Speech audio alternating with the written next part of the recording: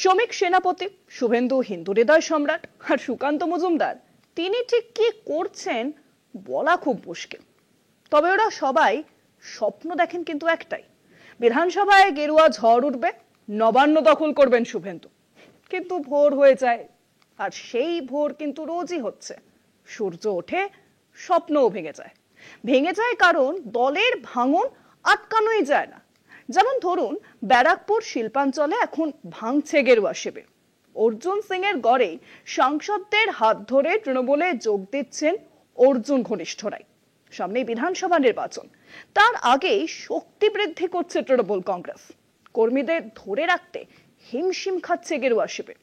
মমতাতেই আস্থা রেখে পদ্ম ছেড়ে ঘাসফুল ফোটাবেন এবার বিজেপির প্রাক্তনীরা।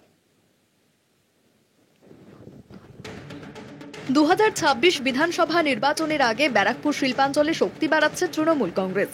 বর্তমান পরিস্থিতিতে ব্যারাকপুর শিল্পাঞ্চল জুড়ে প্রাক্তন সাংসদ অর্জুন সিং এর রাজনৈতিক ছাপ লক্ষ্য করা যায়।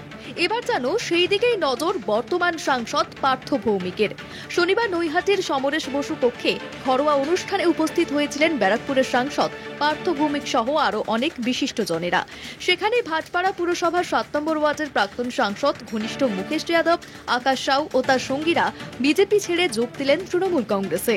কিন্তু এরা আমাকে যেটা বলেছেন, বিশেষ করে হংসরাজদা আমাকে যেটা বলেছেন যে আমরা রামের পুজো করি, মানে আমরা বলি রাম রাজত্ব হোক। রাম রাজত্ব কোনটা? যেখানে মানুষ শান্তিতে বাস করবে।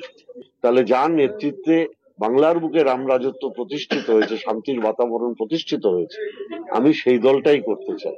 আর যারা সারা ভারতবর্ষের বিভিন্ন জায়গায় ধর্মের নামে, ভাষার নামে সংঘাত লাগিয়ে দিচ্ছেন, আমি সেই দলটা, যার প্রচার এতদিন আমি করেছি, সেই দলটার সাথে আমি সম্পর্ক রাখবো। সামনেই বিধানসভা নির্বাচন, এই নির্বাচনকে পাখির চোখ করে শুরু হয়েছে তোড়জোড়। আর তারই আগে গেরুয়া শিবিরে ভাঙন, ক্রমশ শক্তি বাড়ছে শাসক দলে। এই শক্তি বৃদ্ধি খুবই গুরুত্বপূর্ণ বলে মনে করছেন তৃণমূলের কর্মী সমর্থকেরা। নৈহাটি থেকে শুভজিৎ সিং এর রিপোর্ট, কলকাতা টিভি।